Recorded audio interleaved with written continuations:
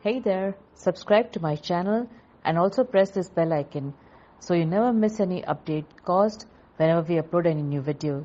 You'll get a notification on your phone.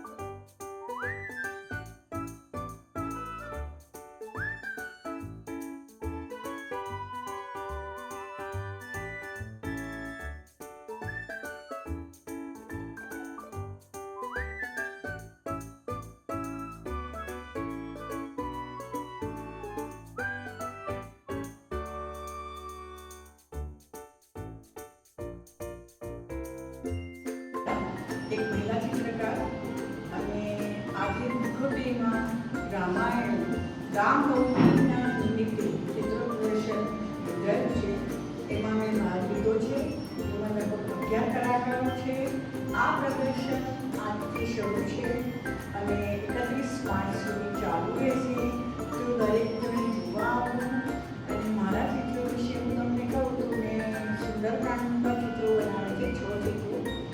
એ દરેક જુદા જુદા છે. એકમાં લંકાનું હનુમાનજી એકદમ ટેકરી પર ઊભા છે અને લંકાને નિહાળે છે. બીજામાં છે લંકા દહન છે. એના પછી જે છે લંકામાં હનુમાનજી ઝાડ પરથી વીંટી નીચે નાખે છે અને ઉડે છે. એ નામ લખેલી વીંટી છે એ ઉડી જાય છે. એ રામનું ઉતારો છે. જ્યારે એક ચિત્રમાં મેં સુરસા નામની રાક્ષસી બતાવી છે જે હનુમાનજીને કહે છે કે હું તને આગળ નહીં જવા દઉં. અને એટલે હનુમાનજી બહુ વિનંતી કરે છે કે હું જ્યારે કામ માટે જઈ રહ્યો છું તો મને જવા દેજે. કે ના, મને તું પહેલાં મને બહુ ભૂખ લાગી છે, તું મારા ભક્ષક બની કે હું જરૂર તમારું ભક્ષક બનીશ પણ મને કામ પર જવા દેજે. એ કહે છે ના, હદ કરીને બેસે છે અને મોઢું ખોલે છે. એટલે હનુમાનજી કે તમારું થોડું નાનું છે, હું બહુ મોટું છું, મોટું મોટું કરે. એટલે હનુમાનજી ધીરે ધીરે પેલા સુરસા નામની રાક્ષસી મોઢું મોટું કરે છે. એટલે હનુમાનજી એવું સૂક્ષ્મ રૂપ ધારણ કરી અને મોઢામાંથી બહાર આવી જાય છે. એક ચિત્રમાં જે છે એમાં રામચંદ્રજી ધનુષ્ય બાણ ચઢાવીને ઊભા છે. જે રામ સેતુ માટે માર્ગ કરવા માટે રામેશ્વરમાં પૂજા કરતા હોય છે. અને એમને 3 દિવસ સુધી કર્યા પછી પણ કશું માર્ગ નથી મળતું. એટલે તેઓ ત્યાં ફેરવે છે અને ત્યાંથી પછી સાગર દેવતા બહાર આવે છે અને કહે છે કે ભાઈ તું તારું બાણ પાછો લઈ જા, તું સાગરને સુખી ના નાખીશ, પણ તારે જે જોઈતું એ હું તને આપીશ. એટલે કે તમે માર્ગ આપો, પણ એ આપતા નથી. અને ત્યાર પછી એકમાં હનુમાનજી જે છે લંકામાં જઈને આવે છે અને એમને ચૂડામણી આપે છે. એ ચિત્ર મેં દર્શાવ્યું છે. અને આ પ્રદર્શન ખરેખર જોવાલાયક છે.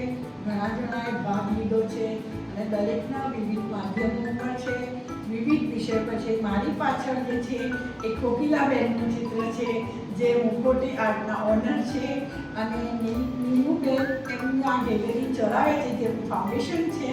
અને ખરેખર એ ખૂબ અભિમાનને પાત્ર છે કે મહિલા તરીકે આખી ગેલેરીનું મેનેજમેન્ટ કરે છે. અને ખરેખર તેમનો ખૂબ ખૂબ આભાર કે જેમણે મને આ પ્રદર્શનમાં ભાગ લેવા આપ્યો. Thank you.